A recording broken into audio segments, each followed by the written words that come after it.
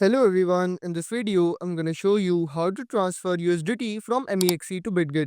Before we get into it, make sure to like this video and subscribe to our channel for more crypto related videos. First thing you need to do is to simply open your Mexc application. Once you have logged into your Mexc account, after that you just need to simply tap on the wallet section at the bottom right corner, and here you will find your withdraw button. So simply tap on this withdraw. After that, from this list of cryptocurrencies in the search bar, simply search for USDT and click on Tether. After that, here you will need to select the withdrawal method, so simply tap on the on-chain withdrawal. Now once you landed on this withdraw page, here you will need to enter the withdrawal details, network and the withdrawal quantity of USDT. Now in order to get the withdrawal address, you just need to simply minimize your Mexc and open your Bitget account. Once you have logged into your Bitget account, after that you just need to simply tap on the assets tab at the bottom right corner. Here you will find deposit button, so simply tap on this deposit. Now click on I have crypto assets, deposit crypto. From this list of cryptocurrencies in the search bar, search for USDT and select Tether. Now here you will need to choose the network, so simply select the network same on both sides or you will lose your funds.